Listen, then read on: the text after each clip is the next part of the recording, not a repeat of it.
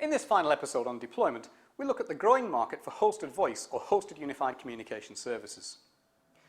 In the previous episodes, we've looked at how the customer may want to implement a do-it-yourself solution. Once installed, some of these may be managed by the customer themselves. There's a growing number of service providers offering voice as a managed service.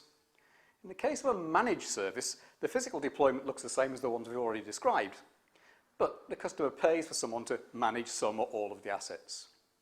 But here we'll talk about a different type of deployment for hosted services. So the objectives for this little session are to describe how each component part of a hosted service is deployed, identify the benefits of this type of deployment for the customer, and look at some of the practical issues that the customer might have in moving to this new hosted service.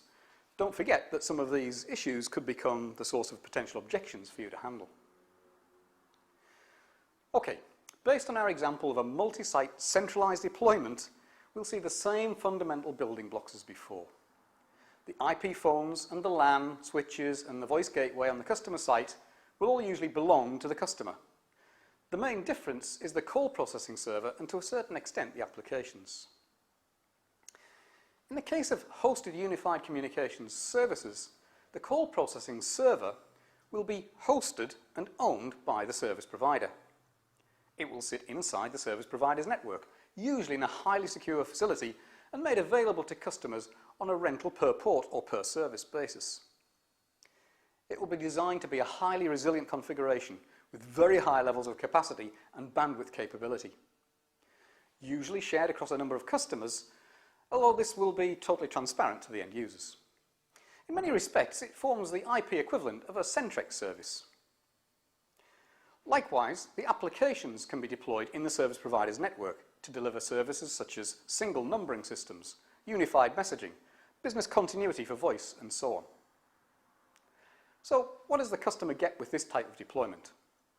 Well, the main benefit is that, first of all, they don't need to tie up any of their capital in a large part of the voice infrastructure. This helps them spread the costs and improve their cash flow. Secondly, it reduces the risk of investing in new technologies. And third, they don't need to have so many expensive trained resources to support the network. This in turn reduces their operating costs. But there are some practical considerations. There may well be some political resistance to change, especially where there's a large team of existing support people for the customer's voice network. There may also be a feeling of loss of control. So if you're selling a hosted service, you need to be sensitive to these issues and be careful about how you approach the customer's organization. You may even need to revise your contact strategy to reflect this new approach. So let's summarize. With a hosted service, the same building blocks make up the solution, but the call processing server will be a carrier class system capable of supporting many customers, provided as a rented resource. The customer doesn't need to worry about the capital costs for much of the hosted solution, and as a result, their cash flow will be improved by this pay-as-you-go model. So, if you have a hosted voice proposition in your sales toolkit, take another look at your customer and their plans for migrating to unified communications. Take some time to review your contact strategy and structure a sales call to explore this option with them. So good luck with your prospecting for hosted voice opportunities, and I'll see you again soon.